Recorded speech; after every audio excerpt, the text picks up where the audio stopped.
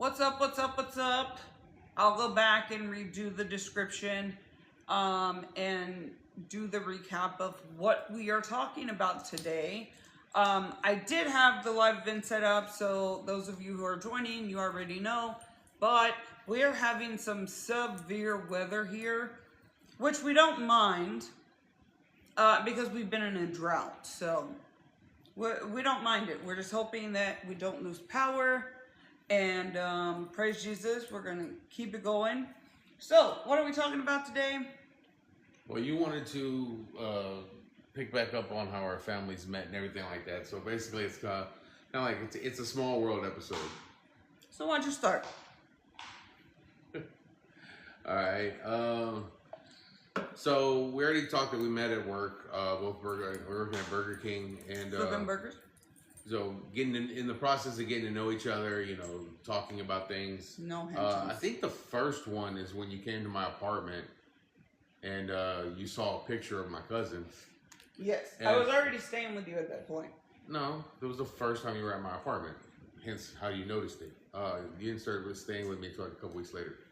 But she, looks at, and it wasn't even a big picture. It was like a little bit of collage thing. I was like, she's like, why you got a picture of Victor?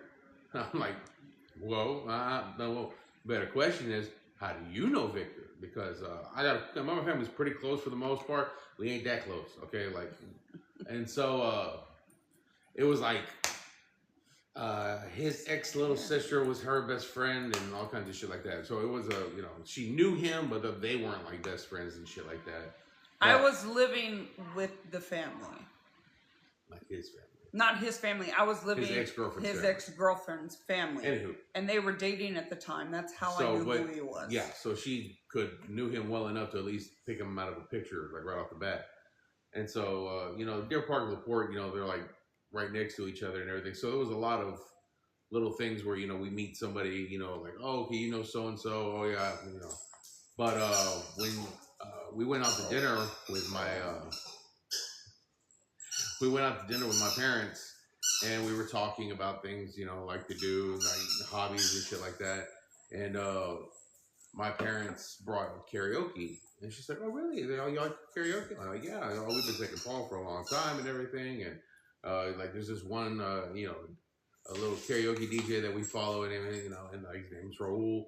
And she started like, she kind of made a face or whatever, and she's like, started describing him and going about it and everything. Yeah, you know him? Yeah, that's my uncle. So it turned out for years I've known not only one but two of her uncles. And Roll was cool as shit. I love Roll. Like, so small world and everything. And over the years, we've come across a few little things here or there, but it's just funny how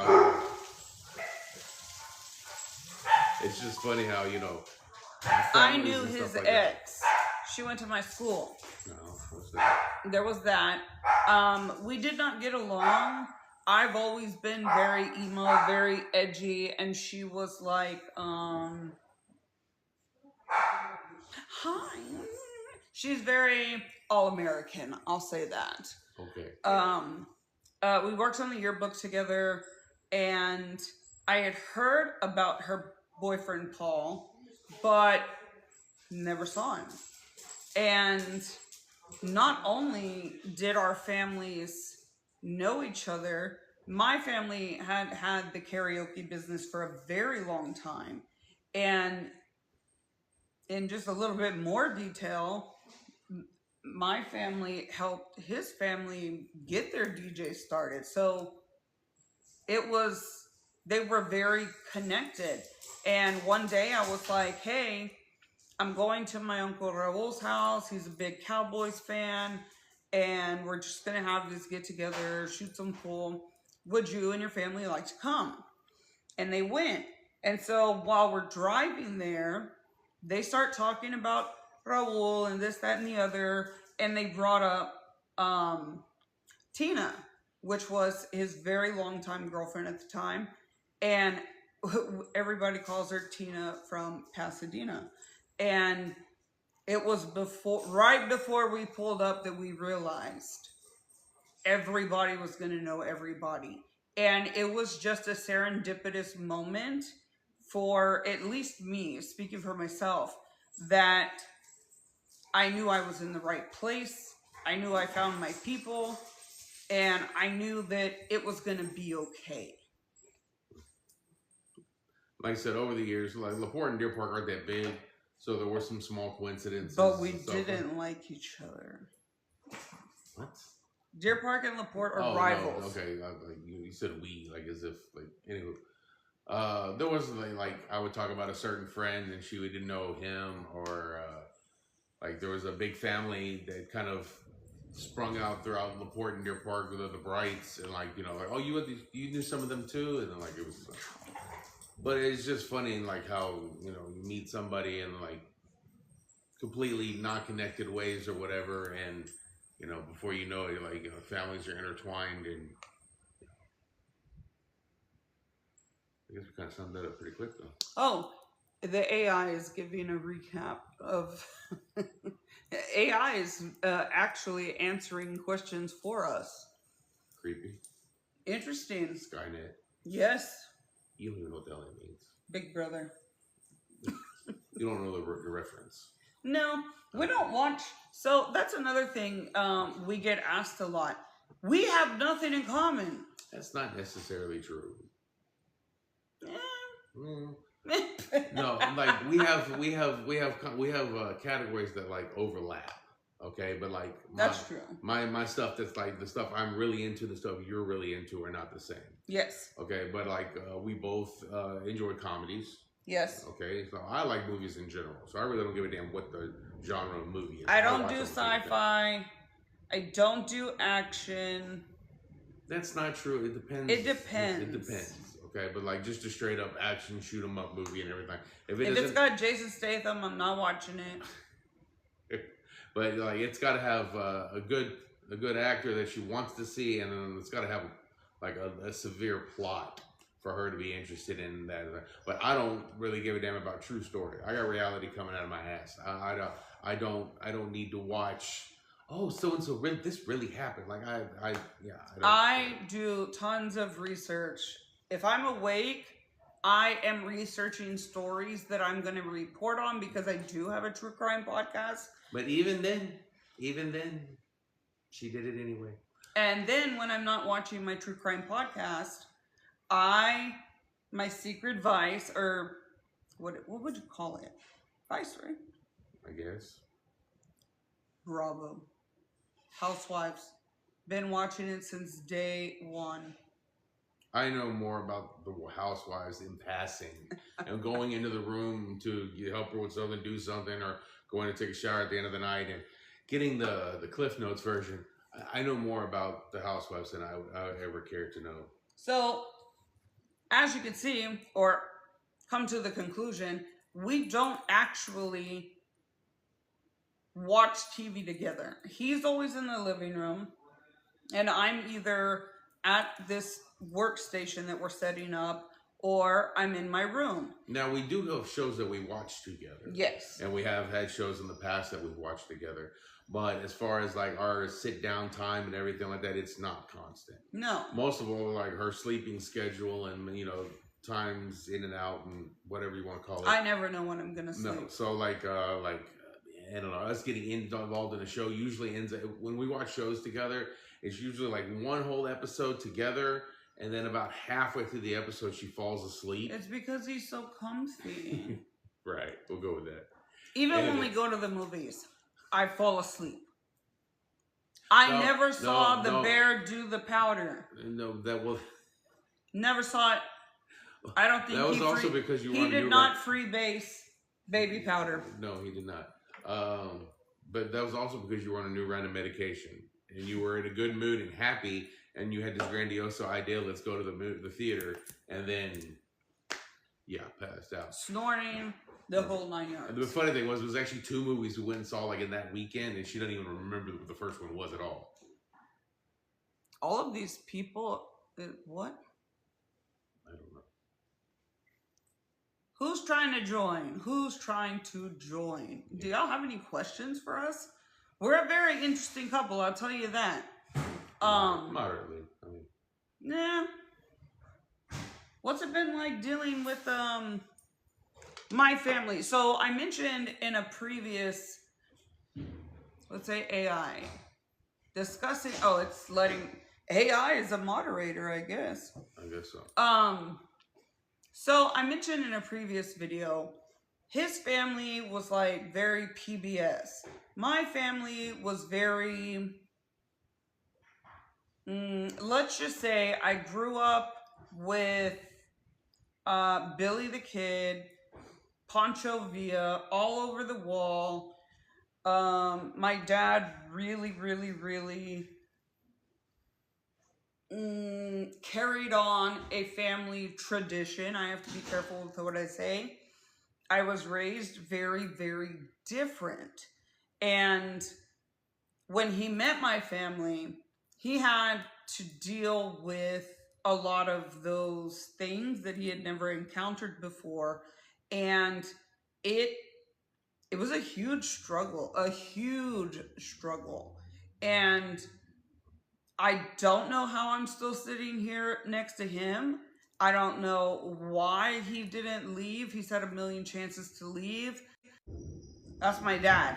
My dad told him at the wedding, "You are not allowed to bring her back." You can't. What are you saying? Well, that was way too many syllables. He's like, you married her, don't bring her back. Yeah. So And- now that we're talking about that, thunder came. Thank you, Dad. Let's keep the lights on. First of all, PBS is a little extreme, okay? My family is loud, sarcastic, and blunt. But as far as we're not dysfunctional, we were just broke. It was 5 kids, 2 girls, 3 boys, and both parents worked. We just didn't have lavish things. Our 9 out of 10 times it was a vacation. Welcome. I can see the comments now. Okay. But yeah, anyway, so we were just broke. Okay, so my family, we all loved each other.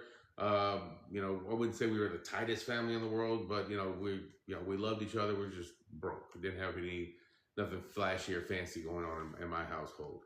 Her family, they had nice things growing up to the point to where they're all a little bit on the bougie side, but it's not like spoiled white collar bougie. It's like flashy, look at me shit.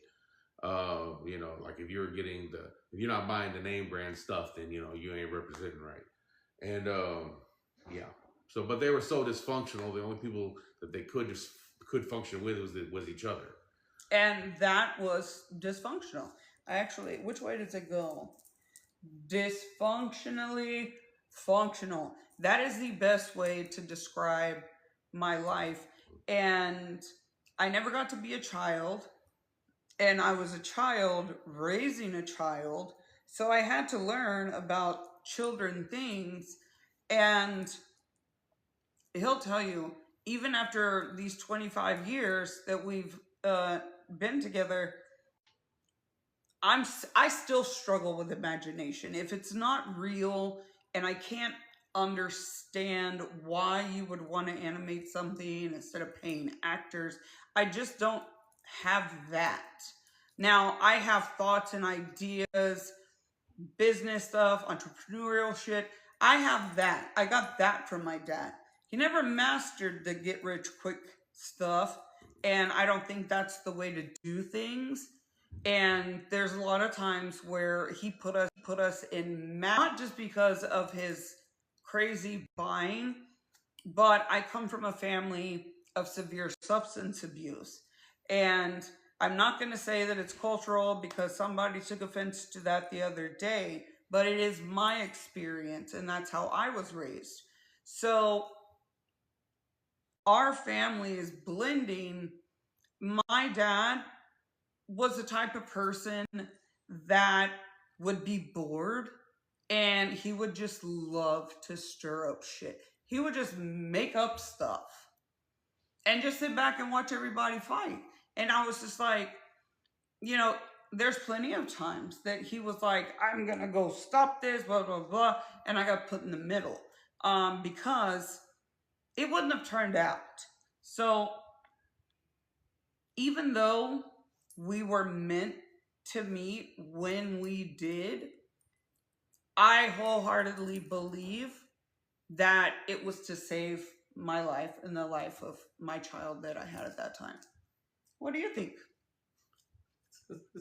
That's my take.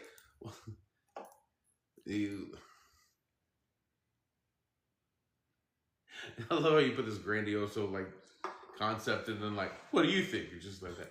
Well, it's different perspectives. Well, I mean, things happen for a reason. Obviously we could have met earlier on. My cousin's little get-togethers at his house at one point in time, or your uncle talking about bringing you to karaoke. Because I got a niece around your age. Like, I heard about it for years, but like, I'll see if she can come out next time. But it was meant to happen when it was meant to happen. If we met any sooner, we wouldn't have the oldest, and that would have sucked. And so That would have really sucked. So, I mean, life is always going to throw shit at you. Yes, but very much so. We have together met people that we were supposed to meet. I do believe in the whole string theory. I don't believe in the red rumming of any of that. But I wholeheartedly believe that you are going to meet people that you are supposed to meet, whether you have something to learn from them or vice versa. And a lot of times, especially in my experience, it kills me and it kills him to watch me because I get so close to these people. And I do call them missions. And I can tell when somebody's coming into my life that's not going to be there forever. And when I met him, I was like, bitch, you're not going nowhere. Not going nowhere. Not going nowhere. I met my person. And it didn't always feel that way. No. And that's the part that other married couples need to understand. If you're not willing to put in the work, if you're not willing to have the hard conversations, if I wouldn't be able to tell my truths and my fuck ups and all the stuff that I've done wrong, because he don't do nothing wrong. That's not true. Well, he procrastinates. Woo! So alert the media. We'll call. I don't do anything criminal. I mean, but I make mistakes. That was a low blow. No, the way you put it, jackass. I wasn't. It's a low blow. I wasn't calling you a criminal. I was saying that I don't do anything criminal. I mean, if we're being honest, I am. I'm not no angelic person over here. Yeah. But the things that I've done in our marriage. I mean, I wasn't criminal, crazy, but not criminal. Some people would have left. A lot of people would have left just meeting my family. Facts. What are you doing? 25 years too late. We even laugh the same. You wind up morphing a little bit. A little bit. Just a little. But I was just on TikTok earlier. Well, I'm always on TikTok. But I saw some of my friends that I've known since elementary school. We all still are the same Gen X boss-ass bitches that we were back then. I haven't changed. My body has changed. I've gotten older. I care more about my morals and values and instilling them in my children, even though they're adults. I still want them to go in the world and know how to adult properly. And discipline is something that we've really struggled on. Well, it's mostly because you want an outcome, but you don't want to put forth the effort of getting that outcome. I do not have patience at all. The way she was raised was very militant. Okay, like Yes. kids are to be seen, not heard. They had all the little go-go gadgets and little as seen on TV toys and game stations and stuff in their room, and that's where they were supposed to keep it, in their room. And whenever they left their room, the room was supposed to be completely spotless and everything like that. The house was supposed to look like it wasn't lived in, like it was ready to show at any given time. And that kind of messes with a person when you become an adult and actually have regular kids who leave shit all over the place, or whine and cry and get a little loud. But mainly the thing is because of abuse. She doesn't like to hear majority a male, like speak at the top, speak loud or to yell, and kids are acting up. I'm disciplining them. I'm talking to them, and she's hearing the commotion in the back, and it's giving her kind of a PTSD situation. And so she steps in, negotiates the terms. Okay, just stop. That's it. It's over. Go. Or we would come to terms with me and her. We would agree upon punishment. This is that. Grounded. Can't have this. Can't do this. All right. So I come home from work the next day, and the kids are doing exactly what we said that they weren't allowed to do. And I start jumping their ass again, and she's all like, "Oh, the kids are all like, Mama said." And if I had $1 for every single time I heard them kids saying "Mama said," I wouldn't have to work anymore. I mean, I swear, because every time I'd come home, Mama said, well, Mama said, well, Mama said. We always agreed upon the united front. Parents talk, the parents, we come to the thing. I back her up, she backs me up. Well, your mother said to do this, okay, cool. Your dad said to do this, all right, cool. But I go to work, and then the negotiations begin, and then they have this whole UN sit down and like come up with all these little, okay, well, what if I do this and this? That? Oh, what if I do that like later? Trump. Politics, whatever.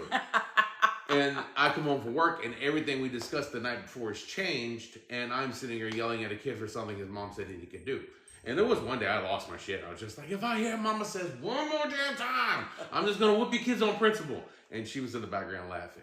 So Exactly. there was a lot of things that the kids, like the hardcore discipline, like she was a pushover. Now she's loud and she's very vocal about what she wants, but when it comes down to the actual instrumenting, punishment and making sure that the kids follow up on what they say they're going to do or even the consequences for not doing it, she gives in. So therefore the authority gets lost, and therefore her actual goal of the whole process is ruined. And now that they're adults, I'm the bad parent.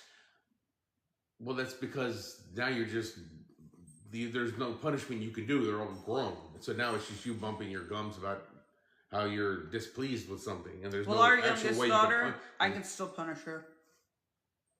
I punished our oldest when she was 18. Yes, that was hilarious. I grounded her. That was funny. I have a rule. It's not a rule. I have a rule. It's not a rule.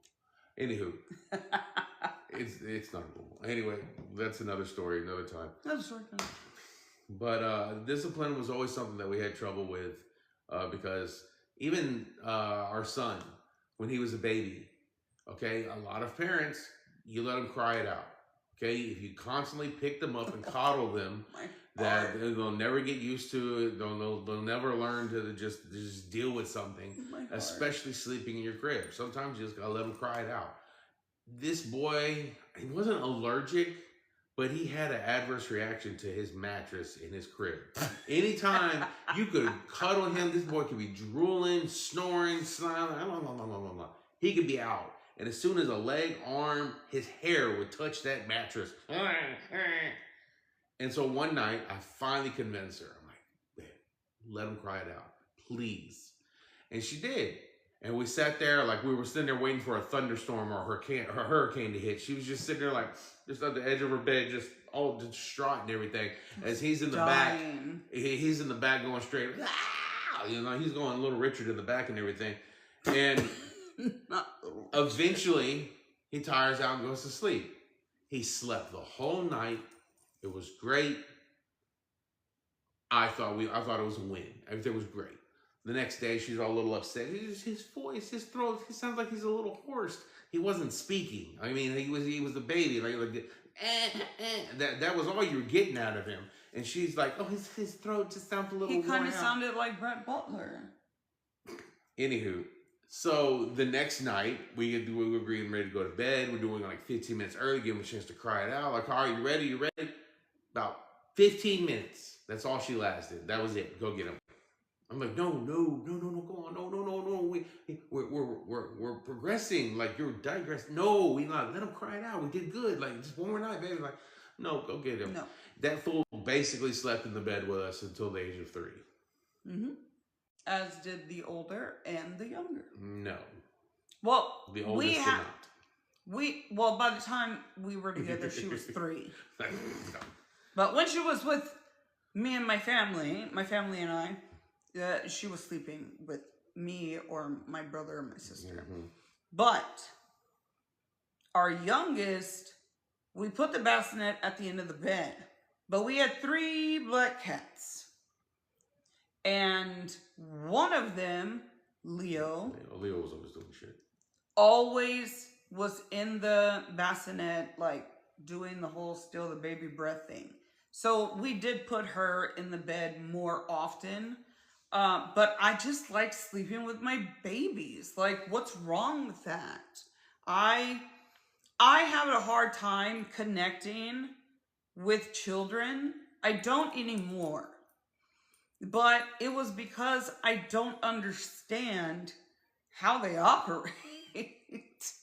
And it was something that was very foreign to me. But I did have a little knowledge because I had been helping raise my 3 siblings. So that came into play. So when we talk about it's a small world, everything is serendipitous and you need to hold on to those moments. It's moments like those that carry you into the big time events that happen when you have to actually get out there and start adulting. And now that the kids are adults, we're trying to, instill that in them now. If we would have tried to instill it in them earlier, it would have been in one ear, out the other, like everything else with teenagers. But as long as we remain on a steady front, even though we're different, it works. Now, small world application, easier said than done? Maybe. Maybe. But I think we've done okay. How do we handle our arguments? Okay, let's go back to the first argument. I am a person who's like, fuck you, fuck this. I don't want to deal with this. I'm going to take this off my plate and I'm going to put it in the leftover bag for tomorrow. I'm that person. He's like, no, we're going to talk about it now. I'm not going to bed angry. Explain. Well, that's the way I was raised.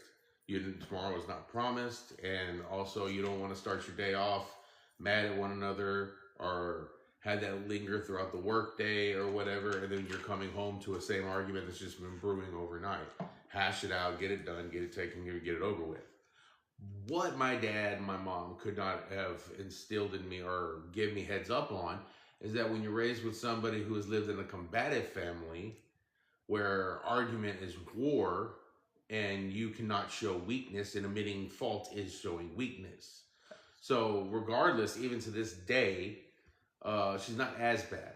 But if we had an argument and it didn't matter if I had CSI evidence, DNA, pictures, witnesses to bring to the stand, she would not admit fault. And it boggled the hell out of me. I'm like, why are you still arguing? This is wrong. You're wrong. Just admit it. And I found out later that her changing the subject or wanting to just stop the argument is a sign that she knows that it's going in the wrong direction for her.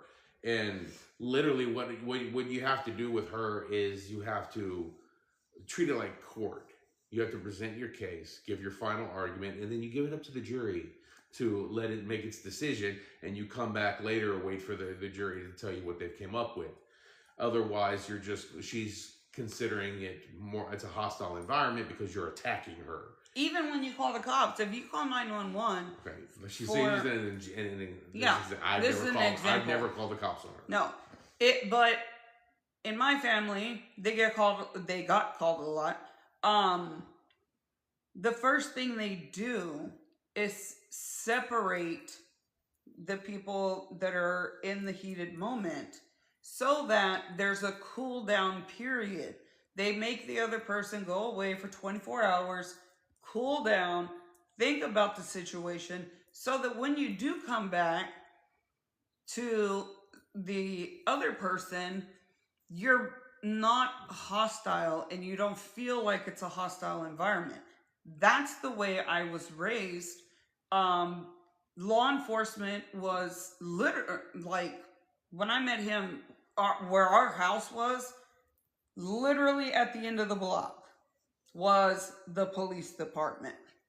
And it got to the point sometimes where when we would need emergency law enforcement and call 911, they heard our last name. A lot of times they didn't even come. It was that regular. And even to this day, going back to disciplining the kids, it wasn't until I got into my 40s where my triggers really, really, really started to bother me. And so when I feel any kind of unhinged behavior vibes, if I feel like a man is getting, like whenever my brother comes home, being a truck driver, I know it's super fucking frustrating. And he needs to vent sometimes. And his any unpredictability, I could be at flipping Sam's. If there's a guy yelling or getting to that level, I literally feel like a 4-year-old kid who needs to go hide under my bed because I don't know what's coming. And I'm fixing to be 46, and just a man yelling and unpredictability still brings me back to that space.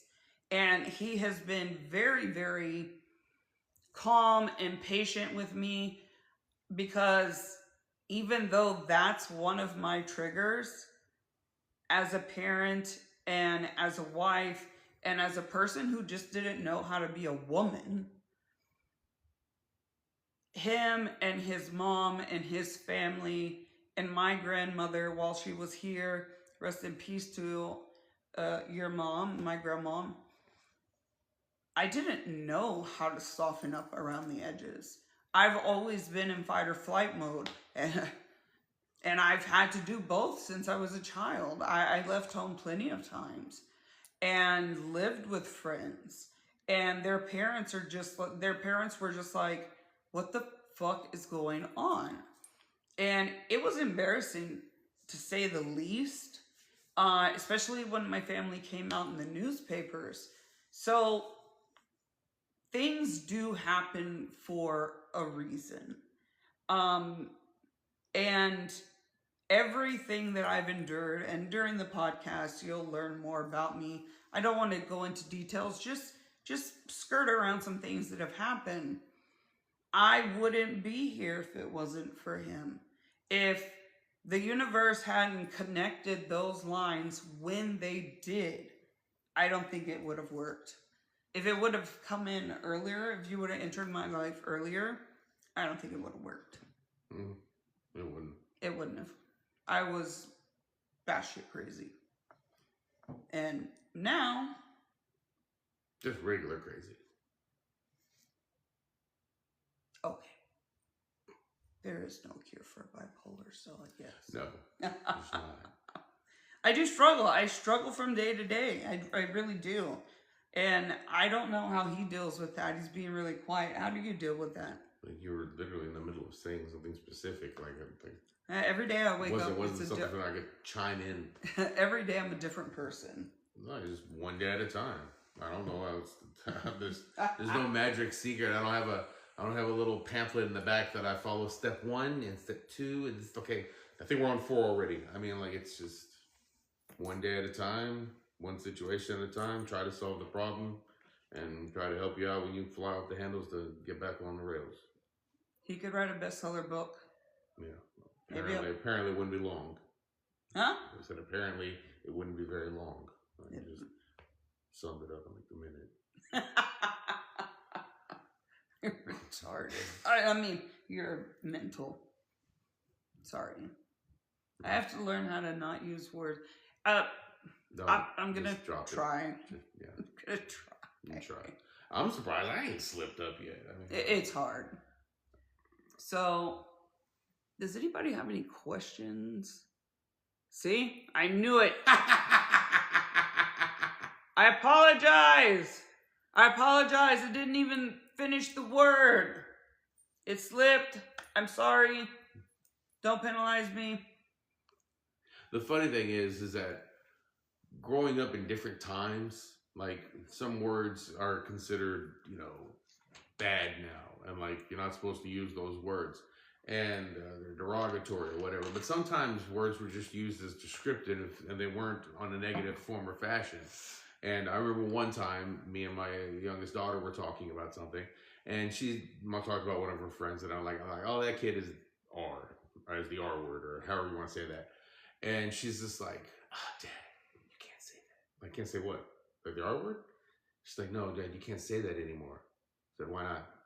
Because, and the boy, he really did seem like he might have been, like, it wasn't like a derogatory term. He might have actually had a little specialness.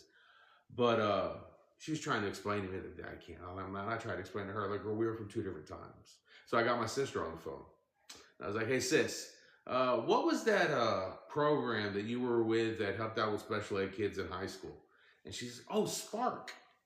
I'm like, yeah, what did it stand for again? It was Don't special. say it. No, it was special people assisting our kids, our word kids, and that was a school program. It's a medical term. But it was a school program with T-shirts and like banners and pamphlets to sign up, like to be a part of this program. So we were from different times where sometimes a word is just a word and it's used as descriptive and not necessarily derogatory. But at least with that word. But she didn't mean to say it. Maddie, do you want to be a guest? But no, no marriage, whether it's serendipitous or not, no marriage is easy. With or without kids. Okay, there are those Disney Channel like 1% like we just agree on everything. It's all unicorns and rainbows. I think it's bullshit. No, you think that way because you're skeptic about a lot of shit in life. But for the majority of us, okay, you're two different people with two different lifestyles, points of views, habits, and you're merging into one cohesive household. And there's going to be trials and errors. There's going to be ups and downs, compromises, and sometimes just straight giving in to certain things. And speaking for myself, it is really important that you don't lose yourself. Of course. People that know us from when we used to go out, we used to go to karaoke. We used to be more outgoing, and when you get older, you just don't have the energy. He works too hard. I'm never know what I'm going to be like. But people still to this day reach out to us on Facebook and on Instagram, and they're just like, man, how are y'all still doing this? And can y'all come out? Or, they want us to drive all the way back out to where we used to live just to hang out with us. And the surprise and shock that we're still together, more so that he's still with me, it's just mind-boggling to people. And the best way I can say it is when it's meant to be, it works. Even in the worst times. And we've had some worst times. But when it's meant to be, it's not about staying and fighting. It's about staying and compromising. It's about staying and finding a common ground. If you have a crack in your foundation and it's really just putting that wedge in there, y'all need to figure out what you're going to use together to refill the gap. So that's the way I think of things. Well, I mean, when they sit there, people have the vows and this and that. For richer or for poorer, for sickness and in health, until death do you part. For richer or for poorer, that's actually that one actually means more the older you get. You're like, you know what? There is a poorer. Our wedding put us in debt. That was the first financial hurdle. Trouble is your second, and I can keep going. But But I mean, finances do have a big thing to do with it. Like if you have to be like, do y'all handle money the same way? Like, hey, I've got a plan for us doing this. So like, what do I'm you a think? swiper, And swiper. no, she is impulsive, and she is more than willing to. You know what? Let's use the last bit of money in our bank account to go have a great weekend with the kids. It'll be so awesome and so fun. I'm over there like, yeah, we aren't going to be broke. Like, no, just stop, just no. And like, she's like, yes. And I'm like, oh, happy wife, happy life. And We can make it work. He hates when I say. yeah. And then for sickness and in health. Oh fuck! I've been sick since day one. The last, okay, out of the last almost 25 years, the last 17, her health has been up and down, up and down, up and down, up and down.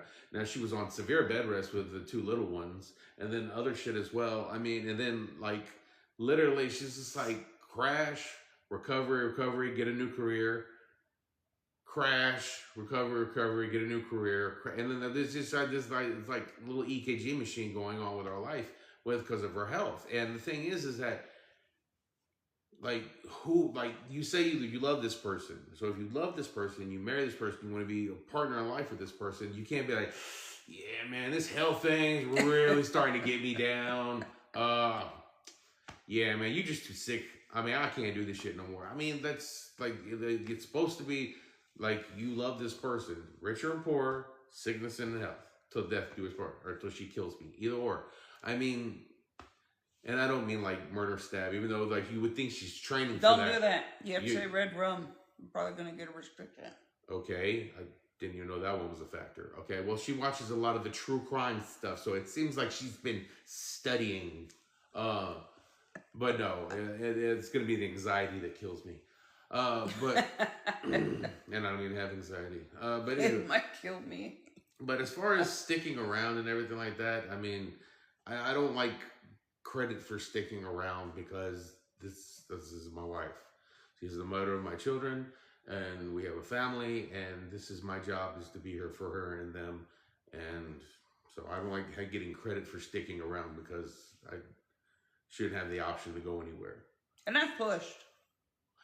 Yes, she has. Oh, I have pushed him. I can get credit for sticking around for that because she has pushed. I have pushed. It's just in my nature. And a lot of people don't understand the music that I get into. I listen to everything, all the way to classical music. My hair, oh my God. But Is mine messed up? yes, very messed up.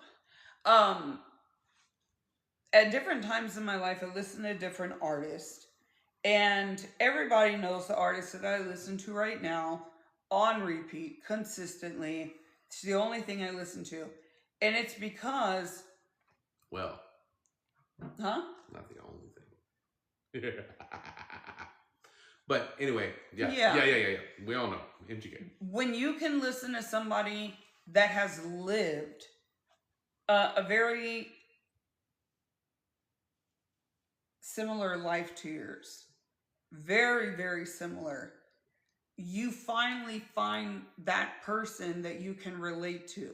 It's not about, oh my God, this person's high. It's not about, oh my God, this person.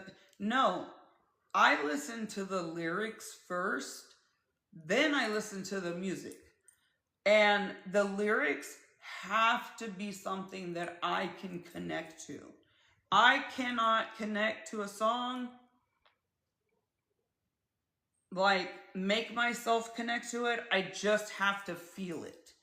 And when I feel like the world is crashing down on me, I'm having a horrible day, when I can put that inspiration on, because this artist is now, 2.5 years sober, living their best life, doing great, I have